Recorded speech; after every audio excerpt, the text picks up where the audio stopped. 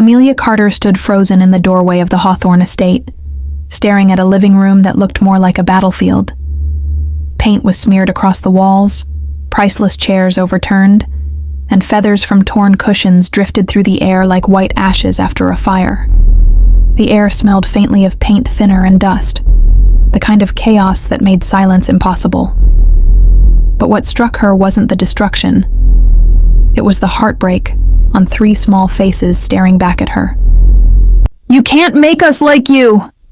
shouted Ethan, the boldest of the triplets, his little hands clenched into fists as he hurled a toy car at her feet. His voice cracked with fury, but beneath it trembled pain. "We don't want another babysitter. We want our mom."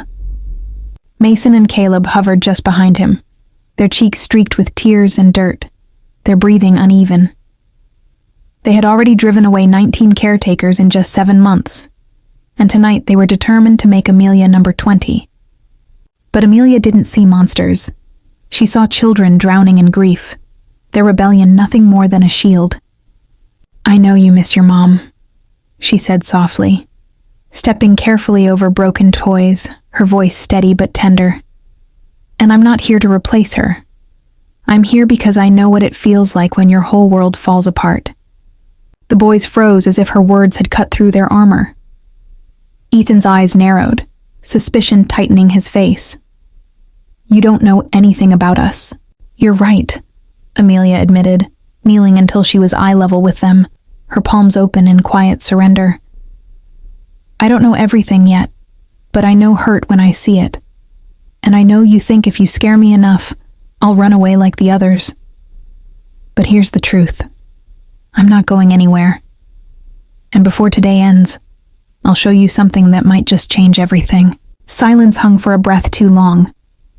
Then heavy footsteps echoed from the hallway, a sound that made the boys stiffen like soldiers awaiting punishment. "He's coming," Mason whispered, his voice trembling. "Dad's going to be furious." What happened next would surprise everyone in the Hawthorne mansion, including the father who believed his sons were beyond saving. 7 months earlier, Adrian Hawthorne sat in his 52nd floor office at Hawthorne Global. The skyline glittered through the glass, but his world felt anything but bright. The phone rang for the 3rd time that morning. He already knew. Either his assistant had more bad news about the boys, or their school had another complaint. He was right. It was both. "Adrian," said Margaret, his assistant, her tone bracing him for impact. "I have bad news and worse news." Adrian pressed 2 fingers against his temple, weary. "Start with the bad." The boys started a cafeteria food fight, locked their teacher in a closet, and refused to come down from the jungle gym. Adrian's sigh rattled through the phone. "And the worst news? The new caretaker quit. She said, and I quote, 'Those boys are cursed and no salary is worth my sanity.'" 7 months ago, Adrian had been a husband and father with a perfect life. But a sudden car crash stole Elena, his wife, his anchor, the boy's mother. Overnight, the Hawthorne mansion turned from a home into a haunted place filled with silence and broken routines. "Call another agency," Adrian muttered, already knowing what her answer would be. "I already did," Margaret replied. "Word is out. No one will work for the Hawthornes anymore." Adrian's gaze drifted out the window at the city he once conquered. He was worth billions, a man who had built an empire from nothing. But none of it could heal his children. Wealth had never felt so useless. "Post an ad," he ordered at last. "Offer double." Somewhere, someone would take the job. Someone had to. In a small apartment above a quiet bookstore, Amelia Carter scrolled through job listings under the yellow glow of a desk lamp. Her bank account was nearly empty. On paper, she had 8 years of childcare experience. But what didn't show was her childhood. Parents lost to a fire when she was just 8. Her life unraveling into foster homes and empty promises. When she saw Adrian's ad, she almost scrolled past it. But the words, "challenging position," caught her attention. Her curiosity pulled her deeper, and soon she was reading about the Hawthornes. Elena's death. 3 little boys who had lost their mother. And suddenly, Amelia knew their pain because it had once been hers. They don't need a nanny, she whispered to herself. They need someone who understands. That night, she poured her heart into an application, not polished, not perfect, but honest. The next morning, Adrian dreaded interviews. The first candidate was stern, her voice sharp enough to cut glass. Children need firm control, she declared. I've never met one I couldn't discipline. The second was cheerful, almost too cheerful. I'll make it fun. They'll forget they're sad in no time. Adrian's heart sank. One was too rigid, the other too blind. Then Amelia walked in. She didn't gawk at the chandeliers or the marble staircase. Instead, her eyes lingered on framed photographs. Elena smiling, the boys in happier times. She paused, almost as if silently greeting the woman who was no longer there. Mr. Hawthorne, she said gently. As they sat across from each other, Adrian asked, Tell me about yourself. Amelia didn't sugarcoat. I don't have degrees. What I have is years of experience, and a childhood that taught me what loss feels like. My parents died when I was young. I grew up in foster care. I know what it's like to push people away because you're afraid they'll leave.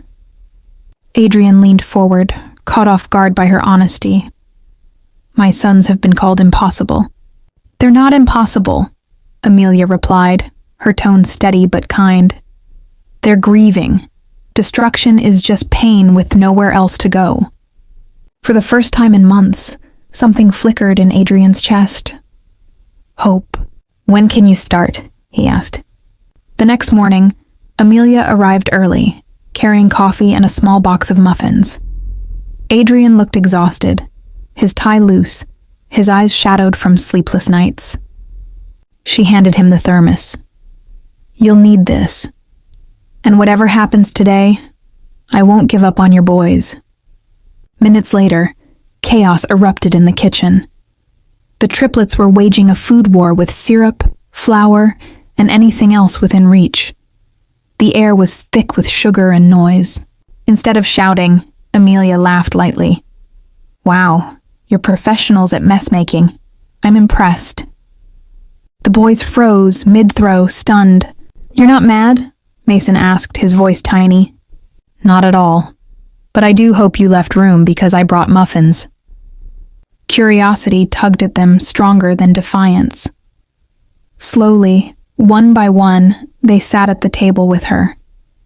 And as they ate, she told them stories. Tales of knights, magical animals, and brave children who discovered strength in unexpected places. Ethan whispered, his voice breaking. Our mom left us. Amelia nodded gently. And I bet it hurts so much you feel like breaking everything. I know, because I felt the same when my parents were gone.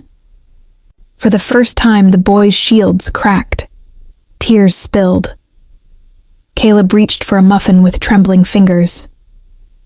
Can I try one? Of course, Amelia said with a smile that warmed the room. From the doorway, Adrian stood frozen, disbelief in his eyes.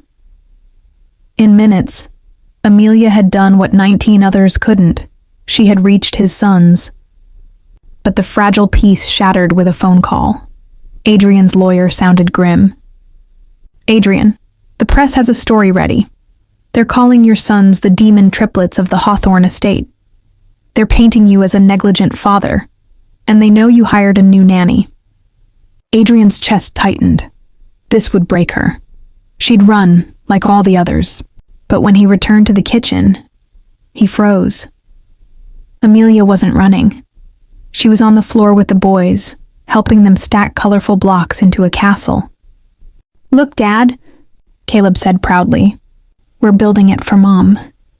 Amelia says she can see us from heaven, so we want it to be beautiful. Adrian's vision blurred with tears he didn't expect. But Ethan looked up nervously, his voice fragile. Daddy, is Amelia going to leave too? Amelia met his gaze with quiet strength. "I'm not going anywhere." Later, Adrian pulled her aside, his voice low. "The press will come after you. If you want to walk away, I'll understand." She didn't flinch. "Do you believe your sons are monsters?" "Of course not," Adrian said fiercely. "Then why care what strangers think? Children don't need perfect parents. They need love, presence, and someone who refuses to give up." Adrian's throat tightened. "And you?" "I'll stay," Amelia said firmly. "Because your boys deserve it." That night, as the boys slept soundly for the first time in months, Adrian stood in the doorway of their room. He realized something wealth had hidden from him. All along, money couldn't heal grief. Only love, patience, and the courage to stay could.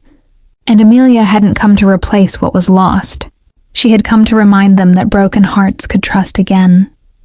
And slowly, in the shadow of sorrow, the Hawthorne family began to rebuild, not their fortune, but their faith in one another. If this story touched your heart, make sure to subscribe and join me for more powerful tales that remind us what truly matters.